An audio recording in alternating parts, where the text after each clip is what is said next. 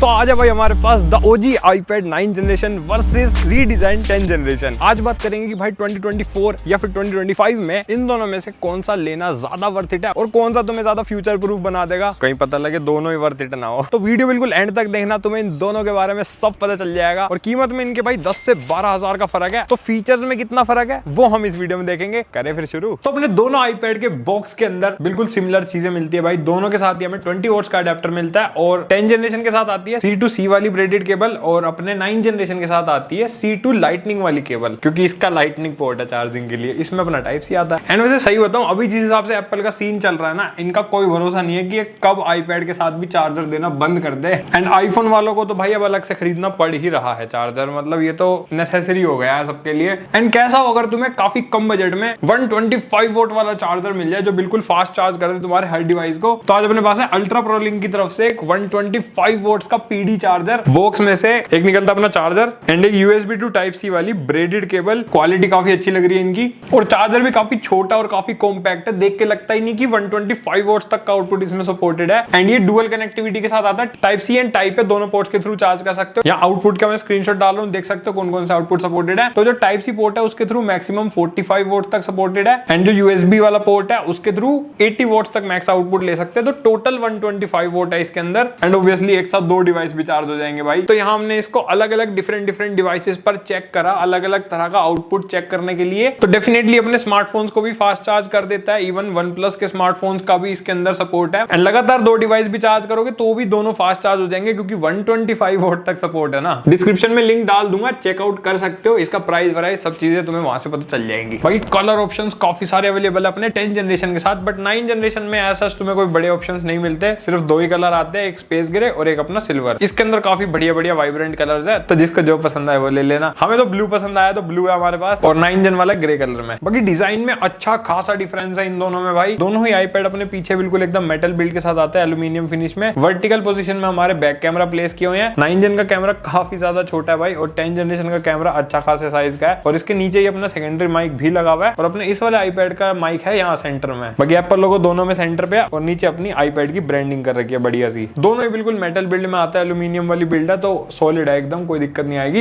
Edges में यहाँ पर हमारे पास अच्छा खासा फर्क है। 9 जनरेशन वाला आईपैड कर्व्ड आता है और 10 जनरेशन वाला बिल्कुल फ्लैट बॉक्सी स्टाइल में आता है भाई। और 9 जनरेशन दिखने में पतला लगता है बट एक्चुअल थिकनेस 9 जनरेशन की ज्यादा है। या साइड बाय साइड देख भी सकते हो तुम, हल्का सा फर्क अब पता चल रहा होगा, बट अगर मैं ऐसे रख दूं तो लगेगा कि ये वाला ज्यादा पतला है। 9 जनरेशन की थिकनेस है 7.5 mm और 10 जनरेशन की है भाई 7 mm। 0.5 mm का यहाँ डिफरेंस हमें मिलता है, जो कि रियल लाइफ में तुम्हें इतना ज्यादा पता नहीं चलेगा, ऑलमोस्ट सिमिलर ही लगते हैं। बाकी राइट साइड बिल्कुल प्लेन है दोनों की। यहाँ पर हमें वॉल्यूम कम ज्यादा करने के बटन मिलते हैं। टॉप पर देख सकते हो अपने 10 जनरेशन में भाई लॉक अनलॉक का बटन यहाँ पर है और दो ग्रिल दे रखी है हमें स्पीकर्स के लिए। और 9 जनरेशन में यहाँ पर हमें लॉक अनलॉक का बटन छोटा सा मिलता है, बीच में मिलता है एक प्राइमरी माइक्रोफोन और एक अपना 3.5 mm headphone mic jack combo. कितनी ज्यादा रेयर चीज देखने को मिलती है ना। ये लास्ट आईपैड था 3.5 mm जैक के साथ, इसके बाद सब में गायब कर दिया भाई एप्पल ने। बाकी लेफ्ट साइड पे दोनों पे ही हमें यहाँ पर मैग्नेटिक पिंस मिलती है कीबोर्ड कनेक्ट करने के लिए। एंड नीचे की साइड देख सकते हो बिल्कुल सिमिलर सेटअप है। सेंटर में पोर्ट है, 9 जनरेशन में लाइटनिंग पोर्ट आता है और इसमें टाइप सी पोर्ट और दो स्पीकर ग्रिल्स हमें 9 जनरेशन में मिलती है और इसके अंदर भी नीचे हमें दो स्पीकर ग्रिल्स मिलती है। बट आईपैड 10 जनरेशन की जो ये 4 स्पीकर ग्रिल्स तुमने देखी ना ऊपर और नीचे, काम दो ही करती हैं, क्योंकि स्टीरियो स्पीकर्स है इसमें, एक लेफ्ट से बजता है एक राइट से। बट 9 जनरेशन के जो स्पीकर्स है वो दोनों ही नीचे की तरफ लगे हुए हैं। मेरे को 10 जनरेशन के स्पीकर सेटअप थोड़ा बेटर लगता है, आगे बताऊंगा कैसे। एंड हाँ, जो हमारा लाइटनिंग पोर्ट और टाइप सी पोर्ट है इन दोनों आईपैड्स में, दोनों की स्पीड बिल्कुल सिमिलर है। अगर तुम डेटा ट्रांसफर करते हो तो 480 Mbps के साथ ही आते हैं दोनों, क्योंकि USB 2.0 वाला सपोर्ट है इनमें। बाकी 9 जनरेशन वाले आईपैड में हमें यहीं पर ही टच आईडी मिलती है, होम बटन के साथ आता था ये भाई। एकदम ऐसा नॉस्टैल्जिया आ गया होगा है ना होम बटन देख के। बट जो अपना 10 जनरेशन है इसके अंदर जो टच आईडी है वो अपने इस लॉक अनलॉक वाले बटन में ही फिक्स कर रखी है। तो बेसिकली दोनों में हमें फिंगरप्रिंट मिलता है और दोनों का ही काफी तगड़ा काम करता है, एकदम लगाती खोल देता भाई। बाकी इन हैंड फील मेरे को ना 9 जनरेशन की काफी अच्छी लगती है, क्योंकि इसके जो एजेस है ना कर्व्ड वाले, ये भाई हाथ में पकड़ के काफी कंफर्टेबल फील देते हैं। एकदम ऐसे लगता है कि हाथ की शेप के हिसाब से डिजाइन किया हो। कंफर्टेबल ये भी है काफी ज्यादा, मतलब राउंडेड एजेस हैं इसके थोड़े, तो मतलब पकड़ने में फील अच्छी देता है ये भी। और बॉक्सी फील है तो यार बिल्कुल एकदम तुम्हें बताइए आईफोन में भी अब बॉक्सी आता है सारा कुछ, तो ये भी अपने आप में बढ़िया ही लगता है, बट सब्जेक्टिव चीज है। मेरे को दोनों बढ़िया लगता है। बाकी भाई कवर लगाने के बाद क्या 9 जन और क्या 10 जनरेशन सब छुप जाता है इनका। इवन थिकनेस भी बिल्कुल मोटी मोटी हो जाती है दोनों की। तो मैंने कहा था ना कोई फर्क नहीं पड़ेगा कवर यूज करने के बाद। बाकी हाँ, ये कवर्स बहुत जरूरी है भाई, बिल्कुल प्रोटेक्शन के लिए काफी काम आएंगे तुम्हारे। एंड यहाँ देख सकते हो क्वालिटी भी काफी ज्यादा अच्छी है इनके, फ्लिप कवर्स है और पेंसिल के लिए भी काफी सपोर्ट वगैरह सब चीजें दे रखी है इन्होंने। बाकी बटन्स के पोर्ट भी काफी सारे अच्छे दे रखे हैं, तो काम बढ़िया निकलता है इनसे। अगर तुम्हें भी अपने आईपैड के लिए कवर्स वगैरह खरीदने हो तो डिस्क्रिप्शन में लिंक दे दूंगा 24/7 एक्सेसरी स्टोर का, वहां से जाके खरीद सकते हो। क्वालिटी काफी बढ़िया आती है भाई, और वहां स्क्रीन गार्ड वगैरह भी तुम्हें मिल जाएंगे। इन पर भी स्क्रीन गार्ड वहीं से लेकर के लगा रखे हैं मैंने, इनकी भी क्वालिटी बढ़िया आती है। अब जरा देखते हैं कौन कितने खाते पीते घर का है भाई। तो 9 जनरेशन वाले आईपैड का वेट है कुछ 526 ग्राम के आसपास, और अपने 10 जनरेशन वाले आईपैड का वेट है 520 ग्राम के आसपास, मतलब 519 कुछ दिखा रहा है। मतलब देख के लगता नहीं कि ये एक्चुअल में ज्यादा हल्का है, क्योंकि ये बिल्कुल स्लिम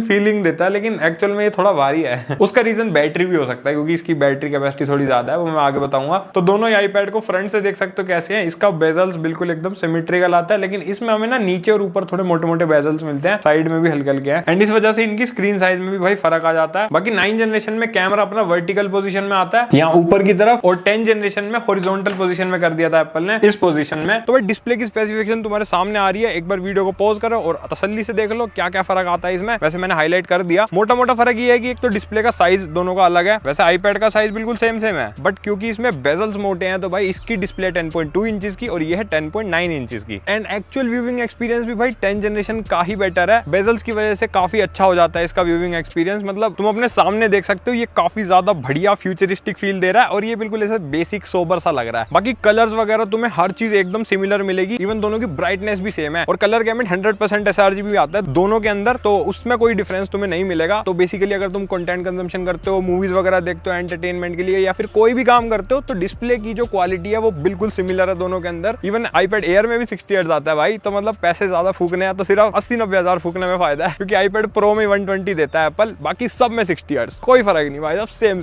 एंड हाँ, यूट्यूब पर आराम से तुम दोनों ही आईपैड्स के अंदर 4K 60 तक वीडियो देख सकते हो, लेकिन HDR का सपोर्ट हमें नहीं मिलता, ना यूट्यूब पर और ना ही किसी और एप्लीकेशन में। बाकी डिस्प्ले आउटपुट लेते हो तो अपने आईपैड 10 जनरेशन के थ्रू वायरलेसली 4K तक ले सकते हो एयरप्ले के थ्रू, एंड वायर्ड आउटपुट लेते हो तो मैक्सिमम 4K 30 तक मिल जाएगा, और 1080p से 60 FPS तक का मिल जाएगा। और इस वाले आईपैड से अगर डिस्प्ले आउटपुट लेनी है तो 1080p तक का ही सपोर्ट है इसके अंदर मैक्सिमम, वायरलेसली वायर्ड दोनों तरीके से। अब आती है अपनी कैमरा वाली बात, और यहाँ आता है भाई अपना मेन डिफरेंस। तुम ये साइड बाय साइड देख सकते हो दोनों के कैमरा की स्पेसिफिकेशन क्या है। वैसे तो देखो, जो अपना आईपैड 9 जनरेशन है, इसका बैक वाला कैमरा आता है 8 मेगापिक्सल का, और फ्रंट आता है 12, एंड इसके अंदर दोनों ही 12 मेगापिक्सल के हैं, और फ्रंट कैमरा दोनों के अंदर हमें वाइड एंगल वाले मिलते हैं भाई। बाकी टेक्निकल स्पेसिफिकेशन तुम वीडियो को पॉज करके आराम से देख लो कि इनकी क्या मिलती है। मैं इवन वीडियो के अंदर भी देख सकते हो कि किन किन फॉर्मेट में इन दोनों में रिकॉर्डिंग कर सकते हैं, वो सब चीजें तुम वीडियो पॉज करके देख सकते हो। बाकी प्रैक्टिकल तो भाई फोटो से पता चलेगा। तो मैंने कुछ फोटोज क्लिक करी थी दोनों ही आईपैड्स के कैमरा से, तुम साइड बाय साइड फर्क देख सकते हो फ्रंट और रियर दोनों कैमरा के। ये देखो भाई, अल्ट्रा वाइड में भी अगर 60 में शूट करता हो तो कितनी बढ़िया वीडियो शूट हो रही है, एंड माइक भी इसी का यूज हो रहा है, तो माइक की क्वालिटी भी साथ साथ देख लो कि कैसी है भाई। अब बैक की दिखाता हूँ। तो ये अपने बैक कैमरा की क्वालिटी, बैक वाला जो है वो 30 FPS में ही शूट कर रहा है हमारा, और ठीक ठाक ही है क्वालिटी। फ्रंट के कंपेयर में थोड़ी मेरे को अजीब ही लगी, बाकी 2x में देख लो थोड़े से हमें क्लियर और थोड़ी क्वालिटी में ड्रॉप दिख जाता है। तो ये अपना वीडियो सैंपल इसके फ्रंट कैमरा का, भाई देख लो कैसी क्वालिटी आती है। आउटडोर में तो ऐसे खिला दिया भाई इसने, मतलब चेहरा एकदम आईफोन लेवल जैसी क्वालिटी ये दे देता है, मुझे तो ऐसा ही लग रहा है। बाकी माइक भी सीखा है, तो आवाज चेक कर लो कैसी आ रही है। बैक कैमरा का सैंपल, यहाँ हरियाली देख सकते हो भाई, क्या ही मस्त कैप्चर कर रहा है। जूम इन करो तो भी ठीक रहता है, और यहाँ पर देख सकते हो कि तुम आउटडोर में कैसी वीडियो ये बना देता है। मेरे को काफी ज्यादा बढ़िया लगी। अब देखो, है तो दोनों में दो ही स्पीकर, तो आई गेस आवाज सेम होनी चाहिए, लेकिन फर्क है। दिखाता हूँ कैसे। तो पहले 9 जनरेशन की आवाज सुनो।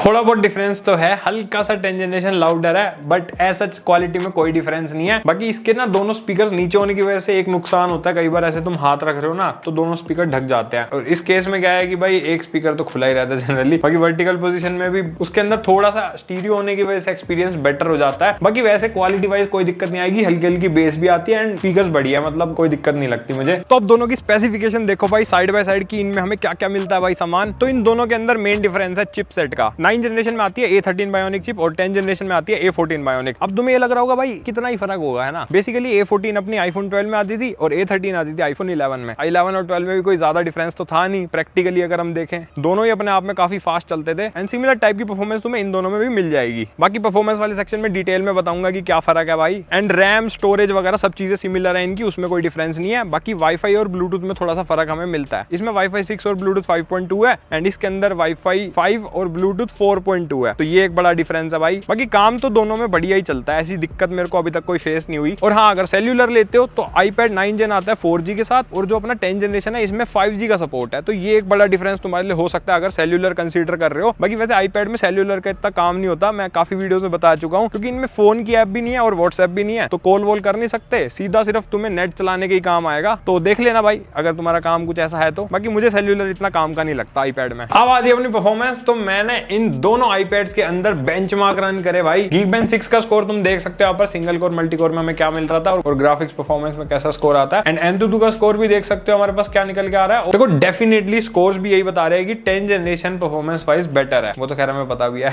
बाकी प्रैक्टिकली कितना फर्क है वो बता देता हूँ। अगर तुम एक स्टूडेंट हो और तुम्हारा स्टूडेंट रिलेटेड काम रहने वाला है, जैसे नॉर्मल ब्राउजिंग वगैरह करना, थोड़ा पढ़ाई वढ़ाई कर ली यूट्यूब वगैरह से, या फिर थोड़ा पीपीटी वीपीटी बना ली, असाइनमेंट वगैरह बना लिया, तो वो सब काम के लिए दोनों बढ़िया है। दोनों में सारी चीज तुम्हारी हो जाएंगी बिना किसी दिक्कत के, मतलब बेसिक मल्टीटास्किंग वगैरह सब चीजें सीमलेस दोनों में तुम्हें मिल जाएगी, और ऐसा कोई डिफरेंस भी नहीं लगेगा प्रैक्टिकल यूसेज पे। बाकी कोडिंग वगैरह अगर तुम करने की सोच रहे हो iPad पे, तो वो मैं रेकमेंड नहीं करूंगा। उसके लिए भाई लैपटॉप ही लेना, क्योंकि प्रोग्रामिंग नहीं होती है, किसी भी टैब पर नहीं होगी, एंड्रॉइड टैबलेट्स में भी नहीं हो सकती। प्रोडक्टिव अगर तुम्हें होना है तो कुछ लोग पूछते हैं मुझसे एडिटिंग वगैरह भैया कैसे हो सकती है, वीडियो एडिटिंग मैं रेकमेंड नहीं करूंगा किसी भी टैबलेट पे, iPad वगैरह पे। बट अगर फिर भी तुम्हें करनी है, थोड़ी बहुत रील्स वगैरह एडिट करनी है या फिर बेसिक एडिटिंग करनी है, तो उसके लिए फिर 10 जनरेशन बेटर है। थोड़ा 1080p में तुम्हें अच्छे लेवल की एडिटिंग वो करवा देगा। 9 जनरेशन फिलहाल थोड़ा बहुत करवा देगा, बट आगे फ्यूचर में दिक्कत आ सकती है, क्योंकि थोड़ा बहुत परफॉर्मेंस में जो फर्क है ना, वो भाई एडिटिंग के वक्त तुम्हें फील होगा। बेसिक लेवल की एडिटिंग तो 9 जनरेशन में भी हो ही जाएगी तुम्हारी, बट वैसे ओवरऑल मैं लैपटॉप ही रेकमेंड करूंगा एडिटिंग अगर तुम्हारा मेन काम है। अगर मेन काम नहीं है देन फिर 10 जनरेशन थोड़ा बेटर रहेगा मेरे हिसाब से। बाकी फोटो एडिटिंग में तुम्हें दोनों में कोई दिक्कत नहीं आएगी। अगर एप्पल पेंसिल वगैरह लेकर के तुम थोड़ा ग्राफिक डिजाइनिंग वगैरह करना चाहते हो iPad के ऊपर, तो वो दोनों में तुम्हारी बढ़िया हो जाएगी, उसमें दिक्कत नहीं आती। एंड अगर तुम गेम्स वगैरह खेलना चाहते हो, क्योंकि काफी लोग भाई iPad पर तगड़ी तगड़ी गेमिंग करना चाहते हैं, तो मैंने कुछ गेम टेस्ट करे हैं, एक बार वो देख लो। तो पहले हम Call of Duty mobile check कर रहे हैं, यहाँ ग्राफिक सेटिंग्स देख सकते हो कि हमें हाई के ऊपर मैक्स प्रीसेट का ऑप्शन मिल रहा है, बट जब हम वेरी हाई करते हैं तो फ्रेम रेट यहाँ पर वेरी हाई पे ही चले जाते हैं। अगर मैक्स चाहिए तो हाई पर ही खेलना पड़ेगा। तो अब हमें 60 FPS वाला गेम प्ले मिलेगा, और 60 से ऊपर ये सपोर्ट भी नहीं करता है टैब, क्योंकि 60 हर्ट्ज की डिस्प्ले है। अब यहाँ देख सकते हो कि काफी स्मूथ है, बिल्कुल एकदम बिना किसी FPS ड्रॉप के गेम चलेगा भाई। अरे चल चल साइड हो, रास्ते में आएगा मेरे, तू आते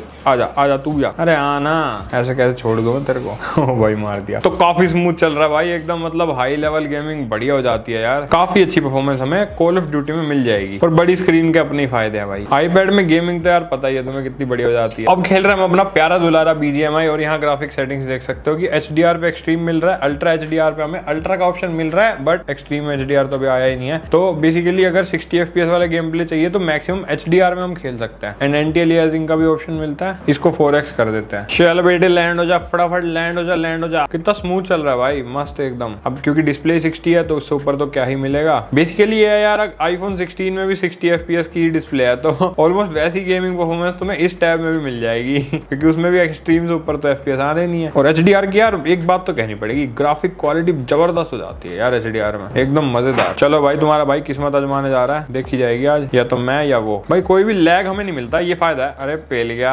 साथ वाला पेल गया इसका, हमदम मेरे साथ ही ऐसी तैसी करवा दी। कॉल ऑफ ड्यूटी चेक कर रहे हैं, और यहाँ देख सकते हो हाई पर हमें मैक्स का फ्रेम रेट अवेलेबल मिल रहा है, और अगर वेरी हाई कर देंगे तो ये वेरी हाई पर शिफ्ट हो जाएगा फ्रेम रेट, मैक्सिमम वाला नहीं मिलेगा। मैक्सिमम इस डिस्प्ले के हिसाब से अपना 60 FPS ही है, तो हम हाई पर खेलेंगे मैक्स पर करके, ताकि हमें 60 FPS वाला पूरा गेम प्ले मिले। लो जी भैया गेम चालू हो गया अपना कॉल ऑफ ड्यूटी का। अरे अरे अरे अरे हाथ ही चढ़ गया तेरी, ऐसी की तैसी साढ़े, हमारा ध्यान का भटका, तुम तो हमारे सर पे चढ़ गए भाई। एक तो यार ये टैबलेट्स के अंदर ना इतनी बड़ी स्क्रीन लगती है, ऐसे दिमाग थोड़ा ना चकरा जाता है कि कहाँ मारे और कहाँ ना मारे। भाई कुछ भी कहो, बढ़िया चल रहा है गेम यार एकदम, ऐसे 60 FPS प्रॉपर, एंड ग्राफिक्स देख ही सकते हो एकदम टॉप नॉच, और लैग तो होता ही नहीं iPad यार, पता ही होगा तुम्हें। भाई कॉल ऑफ ड्यूटी भी मस्त चलता है यार, कुछ भी कहो तुम, किसी भी फ्रेम रेट या किसी भी सेटिंग में खेल लो, स्वाद आएंगे ही आएंगे, मतलब गारंटीड। तो हम BGMI टेस्ट कर रहे हैं, और यहाँ सेटिंग्स देख सकते हो कि स्मूथ के अंदर हमें एक्सट्रीम तक मिल रही है, बैलेंस में भी एक्सट्रीम है, HD में भी एक्सट्रीम मिल जाता है, HDR में भी भाई एक्सट्रीम मिल रहा है हमें, अल्ट्रा HDR के अंदर हमें अल्ट्रा तक का सपोर्ट है, और एक्सट्रीम तो अभी आया ही नहीं है, तो अल्ट्रा HDR पर अल्ट्रा तक खेल सकते हो, और HDR में भी एक्सट्रीम तक हम आराम से खेल सकते हैं। Now let's check the game baby. और हम अभी अल्ट्रा HDR पर खेलेंगे। मेरे को मतलब क्वालिटी देखनी है भाई कैसी आती है ग्राफिक्स की, बाकी तुम्हारी मर्जी, जैसे मन करे वैसे खेल लेना। 60 हर्ट्ज से तो ऊपर चलेगा नहीं, 60 हर्ट्ज की डिस्प्ले है भैया। गेम चालू हो चुका है अल्ट्रा HDR पर और ग्राफिक्स क्वालिटी तुम्हें दिख ही रही होगी, जैसी भी लगे बताना मेरे को यार। मेरे को तो बढ़िया लग रही है अभी तक। बंदूक शंदूक ली जाए और बंदों को मारा जाए। अभी तो हम पे पिस्टल है यार, पिस्टल से क्या ही हो जाएगा। चल चल चल चल चल चल चल चल बेटे बाहर चल। देखो आज हम अल्ट्रा HD भी खेल रहे हैं भाई। आईपैड में एक चीज़ है यार, फुट स्टेप्स महसूस हो जाते हैं लेफ्ट राइट में कहाँ पर है। मेरे को लिटरली लेफ्ट साइड से ना ऐसे स्पीकर्स की ऐसे आवाज़ फील हो रही है भाई। आया आया आया, चल साइड हो, पेटी तैयार। अरे तुम्हारे भाई से भिड़ेंगे तो ऐसा ही होगा ना भाई। भाई कुछ भी कहो यार, पबजी खेलने में भी मजा आ गया एकदम बढ़िया। अब अगर अपने UI की बात करें तो आईपैड है, आईपैड OS मिलता है भाई दोनों के अंदर, और दोनों में ही बिल्कुल सिमिलर है, तो कोई डिफरेंस नहीं मिलेगा तुम्हें। बिल्कुल हर चीज जो तुम 9 जनरेशन में कर सकते हो वो 10 में हो जाएगी, जो 10 में हो सकती है वो 9 में हो जाएगी। कोई फर्क नहीं है, डिट्टो सेम है। और मैंने अभी आईपैड एयर के साथ भी कंपेयर किया था 10 जनरेशन को, उसमें हमें फिर भी थोड़ा बहुत UI में फर्क मिलता है। एक दो फीचर हमें आईपैड एयर में एक्स्ट्रा मिल जाते हैं, बट इन दोनों में तो भाई लिटरली सब चीजें सेम है। एंड आईपैड OS भाई काफी पावरफुल है एक टैबलेट के हिसाब से, क्योंकि भाई एक से एक जेस्चर मिलता है हमें। एप्पल पेंसिल के लिए बहुत सारी चीजें डाल रखी है, क्रिएटिव एप्लीकेशंस काफी सारी अवेलेबल है आईपैड OS पर, मतलब एडोब की भी काफी सारी एप्स अवेलेबल है। मतलब तुम अगर प्रोडक्टिविटी, क्रिएटिविटी और इवन स्टूडेंट भी हो ना, तो तुम्हें बहुत सारी चीजें तगड़ी तगड़ी देखने को मिल जाएंगी आईपैड OS पे। एंड अगर आईफोन या मैक ऑलरेडी तुम्हारे पास है तो एक तगड़ा इकोसिस्टम भी बन जाता है भाई। मतलब चाहे फिर तुम्हें कोई चीज कॉपी पेस्ट करनी हो, एयर ड्रॉप करना हो, या फिर भाई एक्सटर्नल डिस्प्ले की तरह यूज करना हो अपने आईपैड को मैकबुक के साथ, भाई बहुत सारी चीजें हो जाती है। उसके ऊपर तो एक डेडिकेटेड वीडियो लाऊंगा मैं एप्पल इकोसिस्टम पे। आईफोन के साथ तो ये तक हो जाता है कि अगर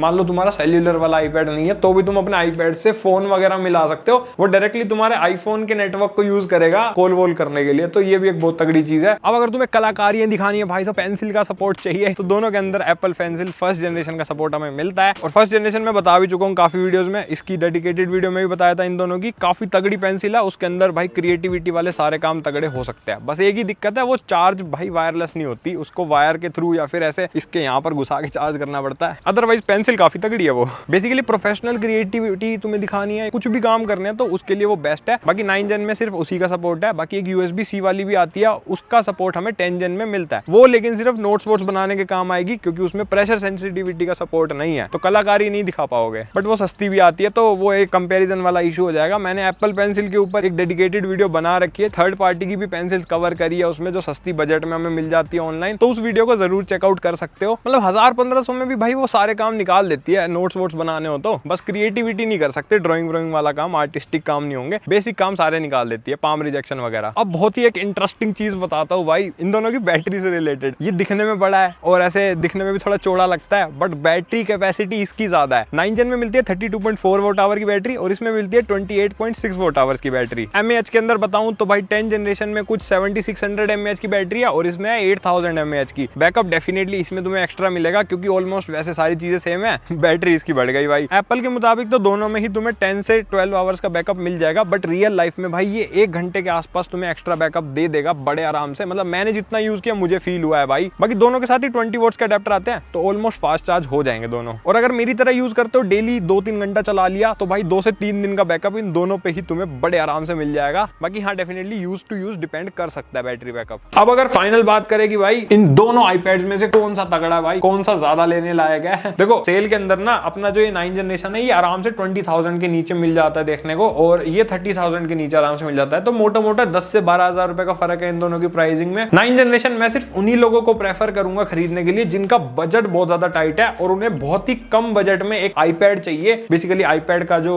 इकोसिस्टम तुम्हें बनाना है, या फिर आईपैड रिलेटेड चीजें करनी है, या फिर एक बेसिक सा सस्ता टैबलेट चाहिए एप्पल की तरफ से। क्योंकि भाई सही बताऊं 20,000 के नीचे ना जो परफॉर्मेंस इस 9 जनरेशन में वो तुम्हें कई सारे एंड्रॉइड टैबलेट्स में आज भी नहीं मिलती। और हाँ, अगर पुराने डिजाइन से भी तुम्हें फर्क नहीं पड़ता, बिल्कुल एकदम पैसा बचाना है तुम्हें, देन भाई इसकी तरफ तुम जा सकते हो। क्योंकि आज भी इसमें सोचो iPadOS 18 चल रहा है जो लेटेस्ट वाला है, तो सॉफ्टवेयर की तो टेंशन ही नहीं है। हो सकता है अब आगे धीरे धीरे अपडेट्स इसमें ना आए, बट iOS 18 तक तो इसमें सब चीजें लेटेस्ट चल जाती है एप्पल इंटेलिजेंस को छोड़ के। बाकी यहाँ 64 GB मेमोरी तुम्हें कम पड़ सकती है, बाकी वो तो इसमें भी फेस होगी तुम्हें, क्योंकि इसका भी बेस वेरिएंट 64 GB में ही आता है। 256 का ऑप्शन दोनों में है, बट वो बहुत ज्यादा महंगा हो जाता है, तो वो वर्थ नहीं है फिर इनके हिसाब से लेने का। तो अगर 64 GB में काम चला सकते हो देन तुम 9 जनरेशन प्रेफर करो अंडर 20,000, बट उससे ज्यादा महंगे प्राइस पर मत लेना, क्योंकि फिर हमारा 10 जनरेशन प्रस्तुत है, बिल्कुल रीडिजाइंड है, नई डिजाइन के साथ आता है, तुम्हें पुरानी फीलिंग नहीं आएगी, एकदम हर चीज लेटेस्ट लगेगी। 2024 के हिसाब से भी बिल्कुल लेटेस्ट है डिजाइन वाइज ये, क्योंकि कुछ खास चेंज एप्पल ने किया नहीं है। बेसिकली 10 के इंक्रीज करके तुम्हें भाई बहुत सारी चीजें अच्छी मिल जाएगी, जैसे कि कैमरा, डिजाइन, प्रोसेसर, काफी सारी लेटेस्ट चीजें, एंड फ्यूचर में सॉफ्टवेयर अपडेट्स भी इसके अंदर थोड़ा ज्यादा रहेगा, तो फ्यूचर प्रूफ रहेगा ये बेसिकली। अगर 10,000 और इंक्रीज कर सकते हो तो फिर आंख बंद करके इसके लिए जाओ। बाकी और ज्यादा हाई बजट है देन एयर के लिए जाओ, एयर के साथ भी मैंने कंपेयर कर रखा है, वीडियोस बहुत सारी है आईपैड के ऊपर हमारे चैनल पर, तो प्लेलिस्ट का लिंक दे दूंगा आई बटन या डिस्क्रिप्शन पे, वहां से चेकआउट कर लेना उन सबको। और एंड्रॉइड टैबलेट्स भी हमने बहुत सारे कवर कर रखे हैं, उन्हें भी चेकआउट कर सकते हो। तो मैं डिस्क्रिप्शन में लिंक दे दूंगा, अगर तुम ये खरीदना चाहो, यहाँ पर प्रोडक्ट भी टैग कर दूंगा, वहां से भी जाके खरीद सकते हो। बाकी अपने दोस्तों के साथ भी शेयर कर देना, अगर किसी को खरीदना है तो मदद हो जाएगी भाई। और मजा आया तो लाइक सब्सक्राइब सब कुछ कर देना भाई। मिलेंगे अगली वीडियो में, तब तक के लिए बाय।